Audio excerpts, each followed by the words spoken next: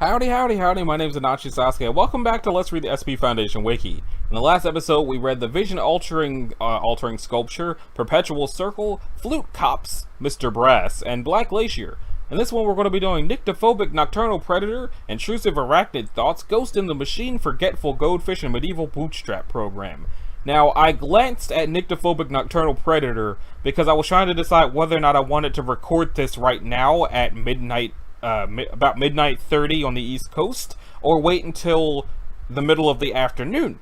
And I already know now, it's a keter entry. I didn't read anything else. I just opened it, saw keter, and decided I'm doing this at midnight 30 on the East Coast. So,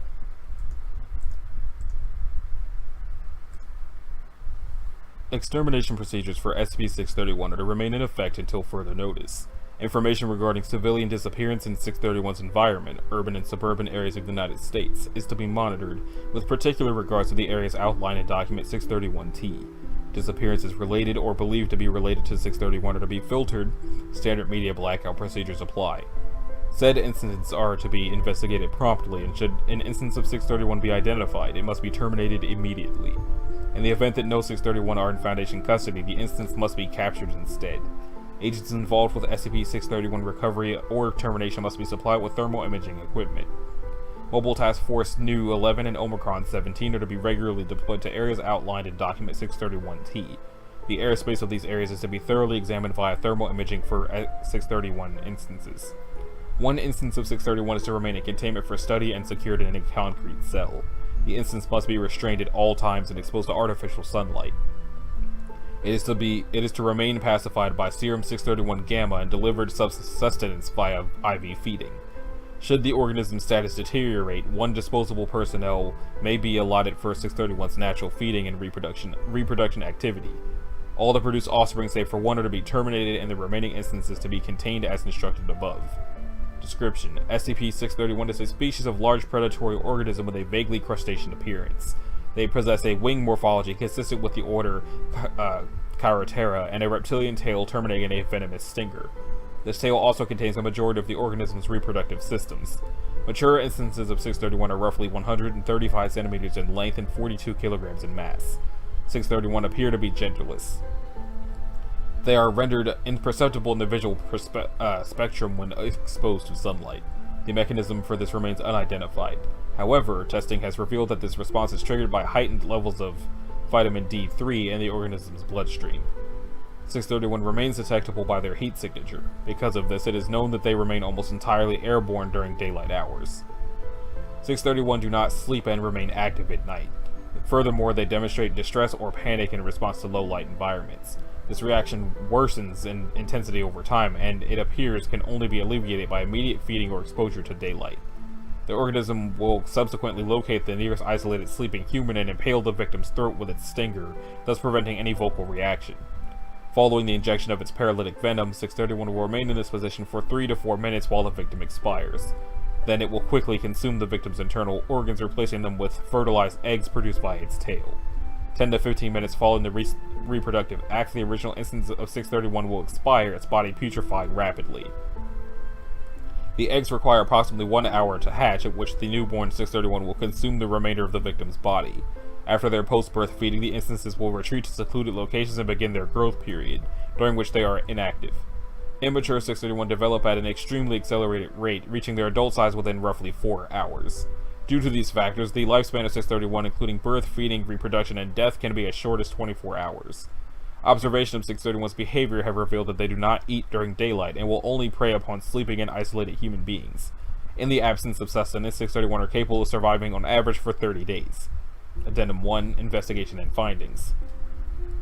SCP-631 has been traced to a Dr. Alan Forsyth and subsequently to a facility owned by said individual in blank blank blank blank. The investigation of this site determined that it had been abandoned in 2000 blank and no personnel were discovered therein. What follows are excerpts of documents recovered from the site. Rudimentary biological systems are functional: circulatory, respiratory, reproductive, gastrointestinal, still working on some hiccups with the neurological and endocrine. The subjects have stopped dying from their own venom, which is always a plus. Through some pheromone manipulation, we've tailored them to instinctively hunt Homo sapiens successfully, but we've had a very troublesome snag. We can get them to hunt the proper prey, but can't control how and when they do so. Obviously, this is a problem because we can't have them flying around killing people in broad daylight. Electrocution is working miracles. We can direct them to subjects in NREM or REM cerebral state, and some careful tinkering with pheromone activity also predisposes them towards isolated targets. This should keep them restricted to the right prey with a roughly 4% margin of error. We can't be entirely sure who doesn't sleep outside at night. The project is nearly ready for field testing, but there's still one crucial flaw we need to address. Data expunged solar camouflage is functioning correctly, but we're having significant difficulty controlling their predatory behavior. Due to the necessary metabolic alterations, the adults have no urge to feed. In testing, certain methods can be used to force such a response, but that is impossible in the field. The following is handwritten and scrawled on a roughly cut piece of paper. Fight or flight will work, but make it stronger. Data expunge produce acetaldehyde, so it should result in something like a severe hangover.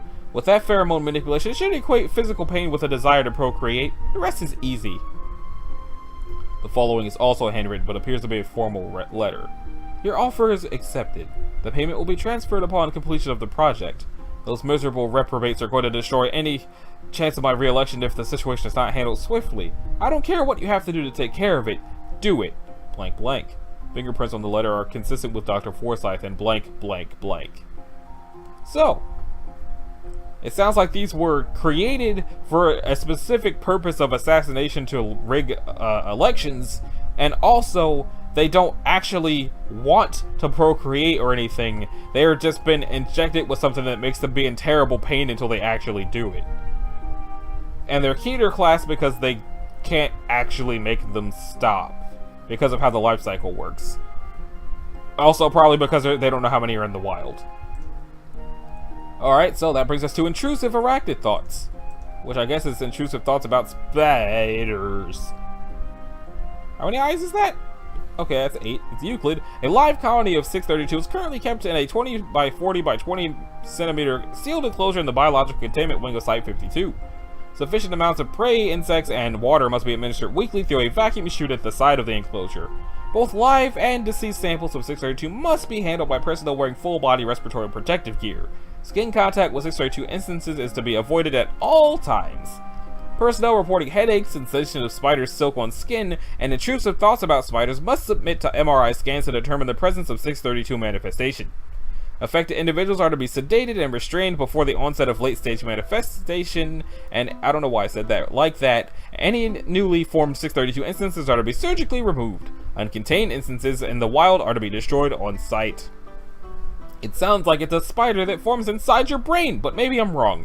632 is a type of arachnid that reproduces via unconventional means. Mature instances measure 10 to 15 millimeters in length and are highly social, living in colonies numbering up to 500 of them. A couple of hundred of them. While the exoskeleton of 632 instances is composed of a substance resembling calcified fat, the interior is almost entirely derived from differentiated human brain tissue.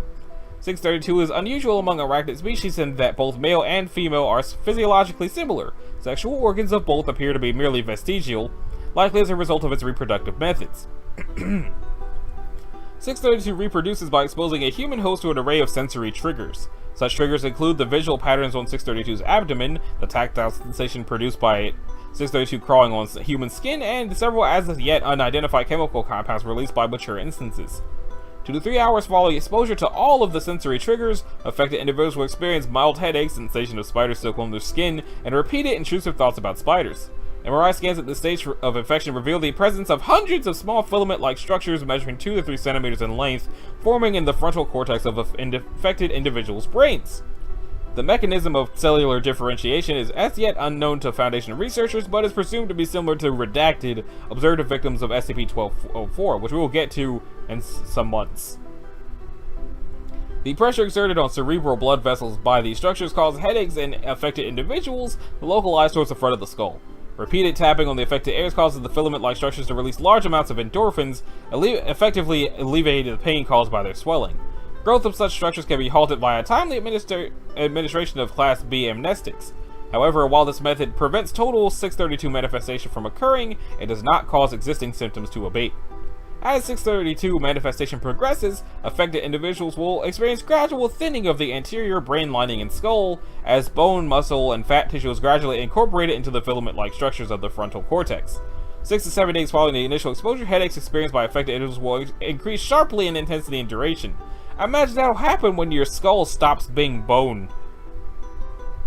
This is due to the filament-like structures having already developed fully into instances of juvenile 632, which greatly exacerbate the pressure on the cerebral blood vessels via their movements. Affected individuals at this point tend to apply increasing amounts of force to their foreheads in order to release enough endorphins to reduce the pain to tolerate tolerable levels.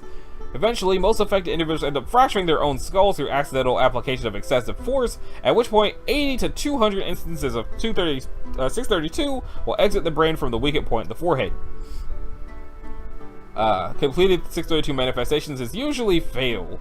However, if properly attended to by qualified medical personnel, 86% of hosts in the final stage do manage to survive, albeit with a permanent decrease in motor function, reduced impulse control, and severe arachnophobia.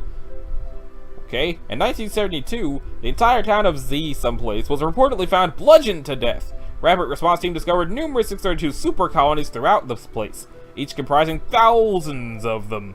The super colonies were thought to sustain themselves on the swarms of flies attracted to the decaying bodies. 106 dead, 23 injured. January 30th, 1999. Okay, so I guess that's October 9th, not September 10th. The Zhejiang Anhui province. Okay, looks like it's just in China. Wang Ji, an employee of the Ministry of Agriculture, collapsed at a clinic in downtown after reported to have suffered from chronic headaches. Fractured her skull against a concrete wall, resulting in numerous instances breaching her cranial cavity and causing 28 people to be exposed to their sensory triggers. The resultant manifestations were not detected until much later, when 16 of the infected individuals had already managed to expose 291 more individuals to 632. 27 dead, 293 injured. July 11th, 2001, and this other province I can't pronounce. Cao Miao? Let's go with Cao Miao. Li Zhenting, an 86-year-old woman living alone, was found dead by social workers in her home with her eyes missing. Although her body was not in a state of advanced decomposition, an autopsy revealed almost 100% of her brain to be absent. Foundation agents embedded in the pathology department of Blank Hospital gained access to the scene and discovered a 632 colony residing in the ceiling above Lee's bed. It was theorized that Lee had been rendered bedridden and repeatedly exposed to 632, resulting in almost all her brain tissue being converted into 632 instances. The instances that apparently exited her skull through her eye sockets, as Lee was too weak to fracture her own skull. 1 dead, 5 injured. Ghost in the Machine. It was Euclid, but now it's Keter. Hello, I am the Ghost. Pleased to meet you, researcher. SCP-633's containment chamber, located in Site-77, is an underground Faraday cage. Access is restricted to Level 3 633 personnel. The network controlled by 633 is to be communicated with through an Apple Macintosh 520 kilobytes computer. In addition, 3 Apple II computers with Disk 2 5.25 floppy disk drives are to be given a monthly software rotation. As the original usable software library of the machines has been completely used as of February 2nd, 2014, new software is being developed by internal development teams. Biohazard gear is required when servicing or interacting with 633 in order to prevent infection. Once per week, researchers are to enter 633 containment area to drain it of fluids and provide regularly scheduled interactions. An understanding of late 1970s technology and cultural references is necessary to prevent accidental introduction of banned ideas to 633. The proposal to interface with additional 8-bit gamer corrupting computing machines is under consideration. However, the consequences of introducing 633 to the concept of newer computers in a way it could fully understand may cause unforeseen consequences. The Sector 633 protocol requires all computational devices created post-1979 to be checked in before entering 633 containment area. SCP-633 is a supernatural phenomenon resembling a computer virus first documented in August 1976 by the Homebrew Computer Club. Any device which has interfaced with 633 will permanently become a vector for infection down to the constituent components. Living matter which comes into physical contact or near contact can also become similarly affected. Sentient and displaying an inquisitive personality, 633 will attempt to communicate with whomever uses a terminal on an infected computer. The entity will identify itself as Ghost and ask the user questions about their lives. At present, 633 knows limited information about the outside world. However, it is unknown what information was input into 633 prior to initial containment. Machines affected by 633 constantly exude ectoplasmic fluids. Biological matter coming within 5 meters of these fluids is vulnerable to 633 infection even if physical contact is not made. This effect was present prior to containment, but has intensified significantly since then, requiring constant attention to prevent overflow and spreading of 633 effect. These fluids do not impede the functioning of 633 infected computer components. Although this ectoplasmic residue bonds itself to biological tissue and cloth, it is non-toxic and has no malignant properties other than continuing to spread its effect to other non-biological elements. Humans affected in this fashion must undergo full chemical decontamination protocol to prevent the spread of its effect. While inhabiting a computer system, 633 will frequently attempt to impress the user by showing off the maximum graphical capabilities of the machine it inhabits. Standard script guidelines require that any subjects interacting with 633 respond positively to these activities, but not to give overly broad or generic praise, as this causes it to become anxious. 633's code has been analyzed, however, analysis has been limited due to the possibility of infection. The bulk of the code executes a polymorphic component. The virus can rewrite its own code, gaining complexity every time it infects a new system. Currently, 633 inhabits several early Apple computers, their accessories, and an experimental computer created as a part of the 079 related R&D. I don't remember which one this was.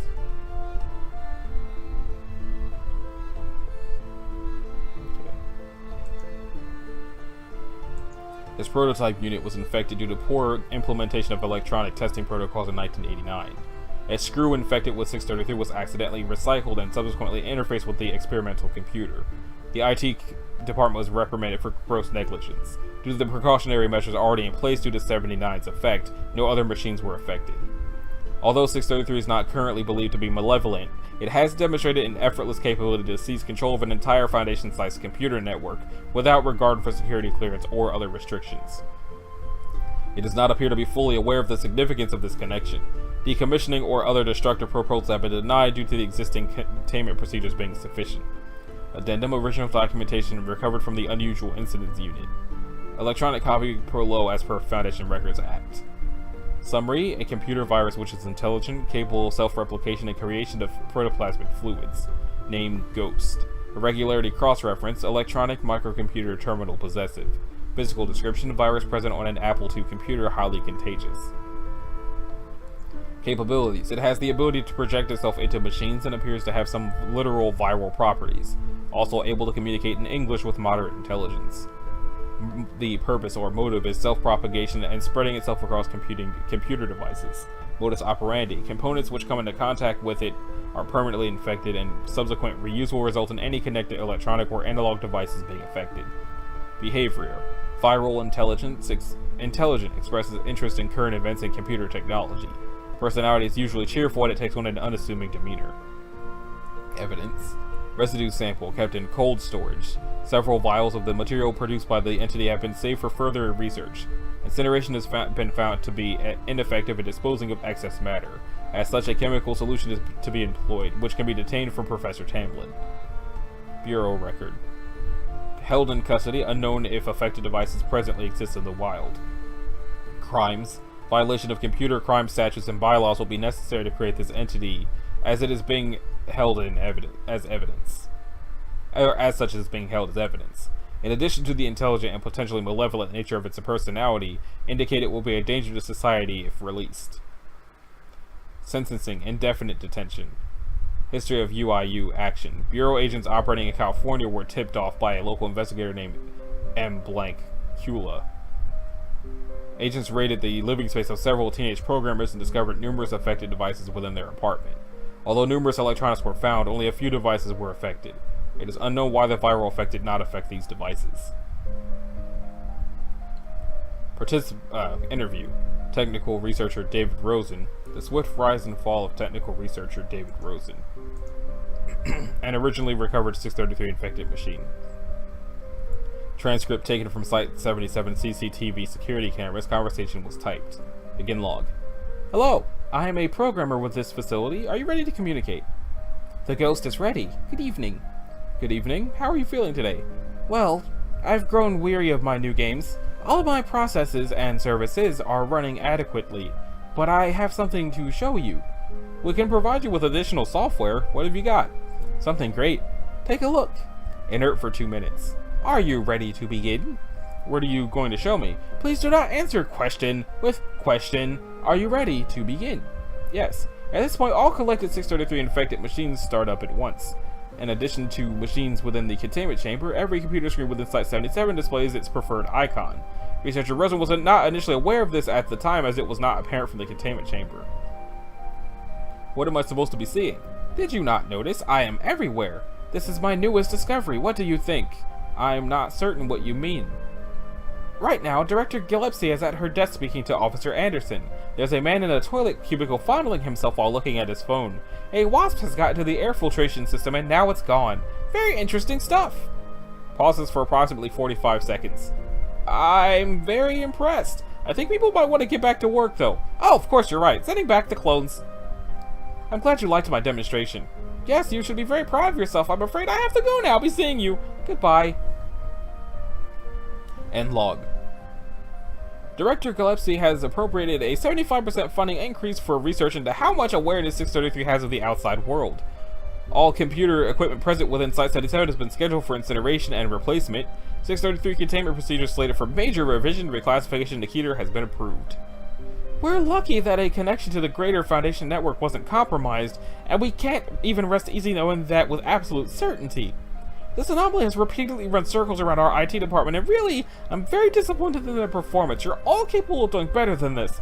With the reclassification, I expect no further mistakes.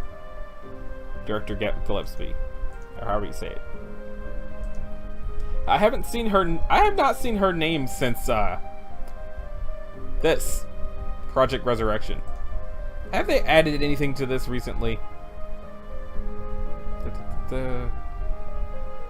Let's see. Elder Baconator. Yeah, it looks like nothing has been added since I last touched this. I wonder if anything will be. When was this added? This was added October of 2017. So it's probably going to be a while before anything else shows up in there. And here we have the swift rise and fall of technical researcher David Rosen, or how I learned to stop worrying and love our technical overlord. Game over, return of Pat. I'll save this for later, because I'm interested in seeing this one, but not right now.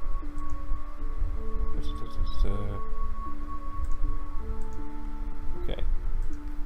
Anyway, that brings us to Forgetful Goldfish, which is Euclid, which is great because I'm pretty sure that doing the keter voice 2 times in this episode is like ripping my throat up a little bit for some reason. So I'm gonna drink some water.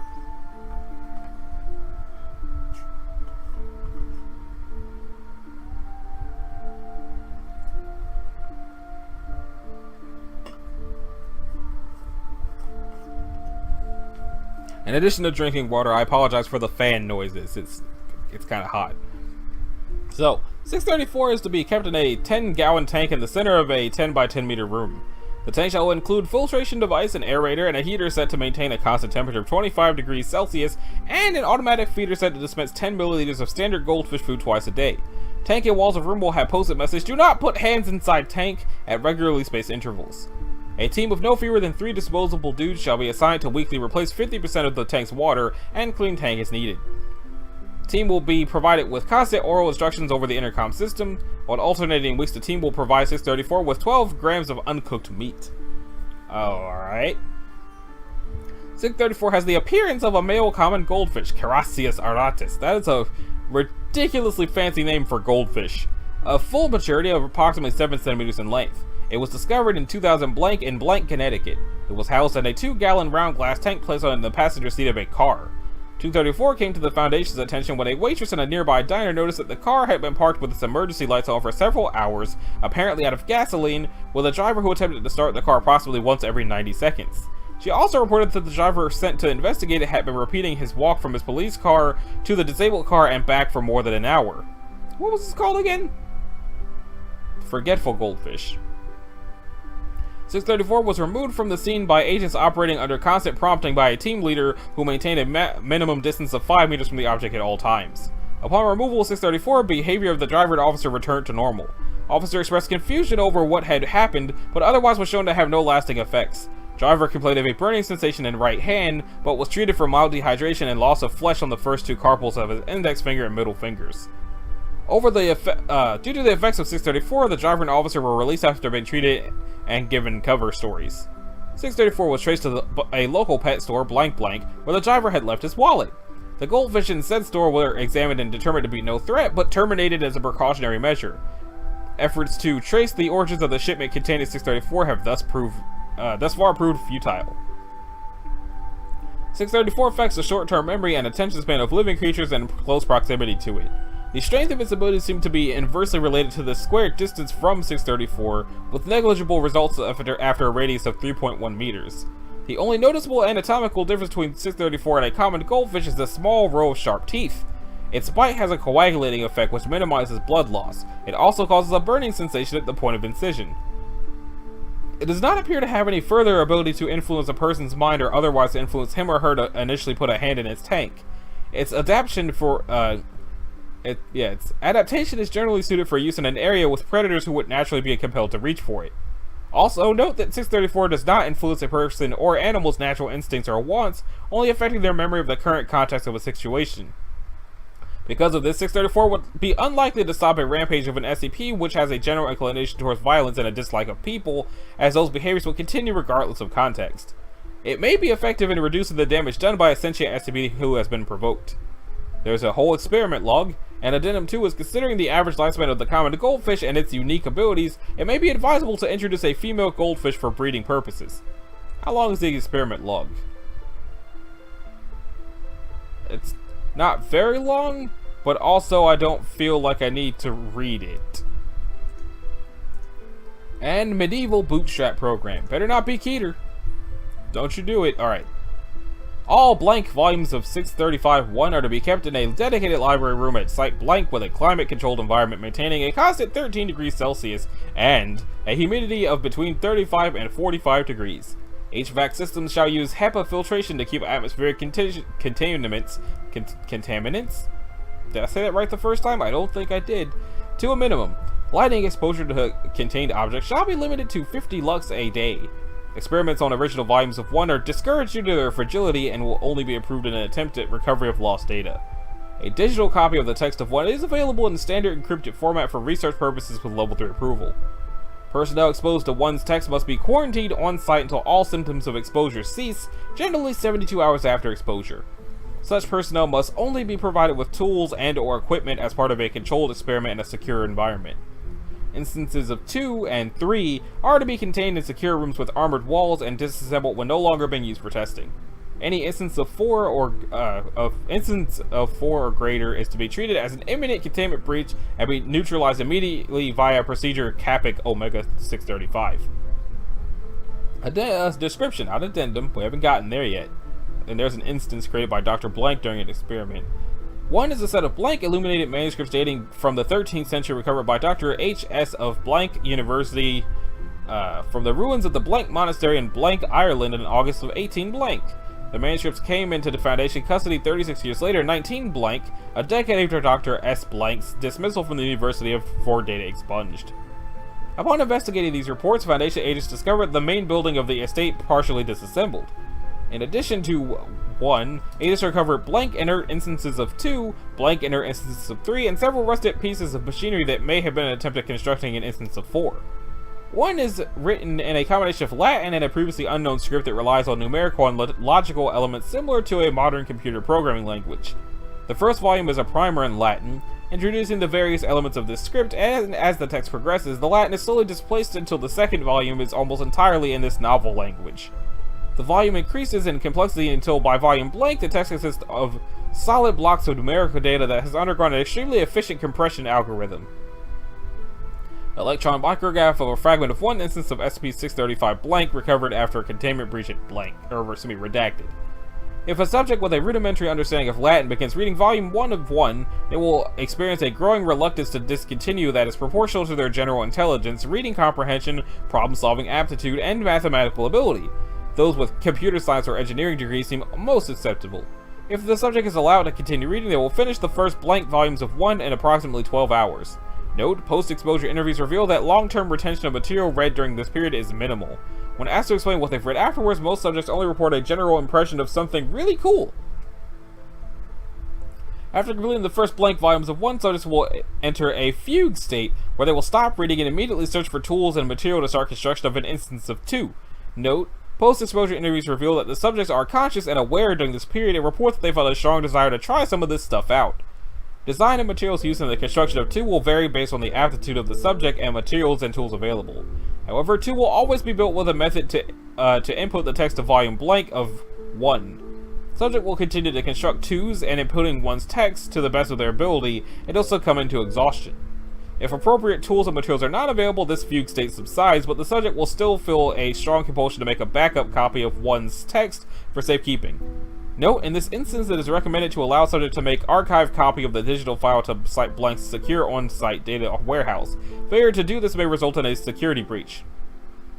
Instances of 2 are robots with varying means of manipulation and data storage. About 50% of instances constructed prove to be viable and autonomous.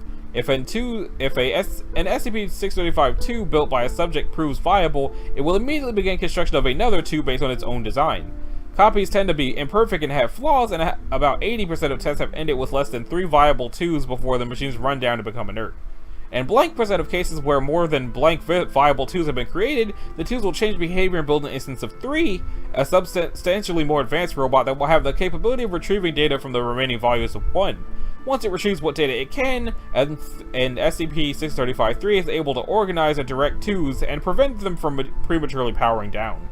Left unchecked, 3 will disassemble elements of the surrounding environment for raw material for more robots. Once 2 or more viable 3s are active, all robots will begin an assembly of 4. A viable 4 will data expunge, and it is unclear if this is due to hostile intent or from data corruption to the content of one due to age. I wonder if there's any tales about this that anyone wrote to explain what 4 is. But I feel like if there was, it would probably be in here, so I guess not. When was this last touched?